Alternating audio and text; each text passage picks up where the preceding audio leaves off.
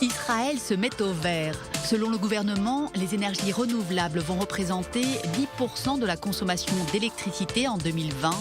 Le pays espère également réduire ses émissions de gaz à effet de serre grâce à l'utilisation du gaz naturel qui va progressivement remplacer le charbon et le fioul dans les centrales électriques. Notre nouveau leitmotiv, qui est d'ailleurs imprimé sur tous les documents du ministère de l'Énergie, c'est la sécurité énergétique, mais dans le souci maximum de la santé publique. Dans 2 semaines, la production de gaz va commencer à Léviathan, d'abord pour Israël et ensuite pour les pays voisins. Les défenseurs de l'environnement, qui ont encore manifesté lundi devant la conférence internationale de l'énergie, accusent au contraire le gouvernement d'avoir sacrifié la santé de ses citoyens à des intérêts purement économiques. Ils craignent une nouvelle pollution de l'air à Haïfa avec la construction de la plateforme offshore de Léviathan à seulement 10 km des côtes. C'est le plus grand projet d'infrastructure financé par des fonds privés de l'histoire d'Israël avec un coût de 3,7 milliards de dollars. Il va garantir la sécurité énergétique d'Israël en fournissant une nouvelle source de gaz au marché israélien. Cela va également permettre à Israël de devenir un pays exportateur d'énergie car nous allons commencer à exporter du gaz en Jordanie et en Égypte.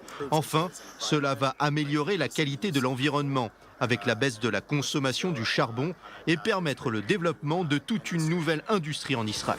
Selon Nobel Energy, la société américaine en charge de Léviathan, la vente du gaz devrait faire entrer 18 milliards de dollars dans les caisses de l'État durant les 15 prochaines années.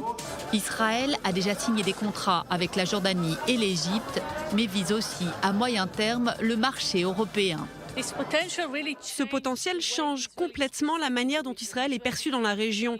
Il est devenu un partenaire à part entière de la scène politique régionale. Cela crée des opportunités non seulement dans le domaine de l'énergie, mais également dans le domaine politique. Cela a énormément amélioré la qualité du dialogue que nous avons avec Chypre et la Grèce. Ce nouveau statut de pays producteur de gaz favorise également l'émergence de tout un pan de l'économie dédié à l'énergie. Il y a des centaines de start-up en Israël qui développent des technologies pour les forages en mer, la cybersécurité, la fibre optique, les énergies renouvelables, notamment l'énergie solaire, la gestion intelligente de l'énergie, les transports propres et aussi dans le domaine essentiel des batteries. L'exploitation de Léviathan devrait fournir du gaz pendant les 100 prochaines années. D'ici là, espérons que la high-tech israélienne aura développé une nouvelle source d'énergie propre et inépuisable.